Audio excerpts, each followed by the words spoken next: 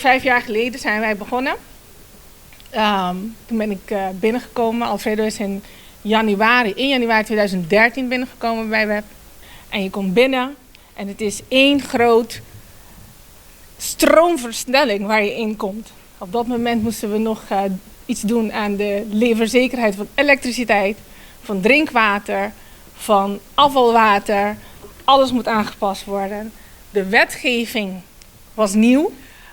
De ACM werd geïntroduceerd, nieuwe tarievenbeleid, de ILT.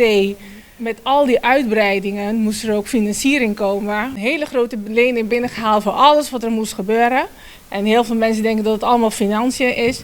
Maar het is een hele organisatie wat daarvoor nodig is om dat voor elkaar te krijgen. Nou, als je 9 jaar CEO bent van een bedrijf, dan is het ook logisch dat er een moment komt dat je zegt, het is tijd voor wat anders. En als dan zo'n kans voorbij komt als WEP Aruba, waar je ook nog vandaan komt, want je blijft toch altijd die Arubaan met zijn papiamento in plaats van papiamento. Alfredo is iemand die ik heel goed mee kon samenwerken over de afgelopen jaren. Ik heb heel veel goede herinneringen van Alfredo. Ik kan zeggen, in de afgelopen jaren, als we kijken naar WEP, zijn we als overheid heel trots op de resultaten die WEP boekt. We willen dat zelf, dat is onze visie voor alle overheids-NV's, voor de OLB ook, dat we ook in die richting opgaan. Dat we ook gaan zorgen dat OLB en onze overheidsentiteiten allemaal zo professioneel omgaan met projecten en dat we eigenlijk de trendsetter worden in de regio. We doen dit met één doel, in het belang van ons eiland Bonaire. Het heeft gewerkt en het lijkt alsof het vanzelfsprekend is. Het is niet zo, we spannen ons heel veel in, we zijn ook mensen en vaak hebben we dan ook meningsverschillen. Maar de stijl van WEP is dat we zoeken altijd de dialoog en we werken aan relaties.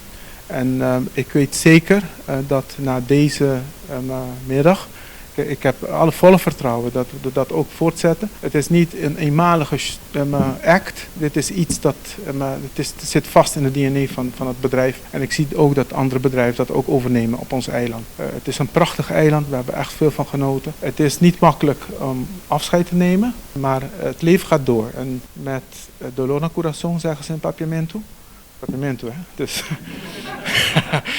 dolor no coração nemen we afscheid van Bonaire, maar het is niet mogelijk geweest dat ik dan de stap maak naar Aruba zonder hier met de mooie mensen te hebben gewerkt, met de collega's, met de gemeenschap, met de stakeholders. Zeer bedankt, mas dank por boa boa cooperação.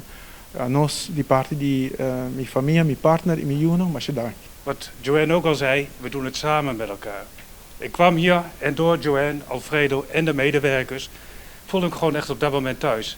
Verdienste van Alfredo in dat gedeelte. Wat hoor ik een maand geleden? Ik ga weg. Dan denk je, hoe kan dat, hè? We zouden nog zoveel samen gaan doen. Er zijn nog zoveel projecten die we met elkaar moeten gaan doen. Maar ik snap het wel. Je gaat naar WEP Aruba. Ja, ook een hele mooie omgeving om heen te gaan. Leuk om te doen. Mooie uitdaging weer voor je. Terwijl je hier ook nog zoveel uitdagingen hebt. Maar wij pakken het hier wel op en uiteraard zullen we nog met elkaar doorgaan.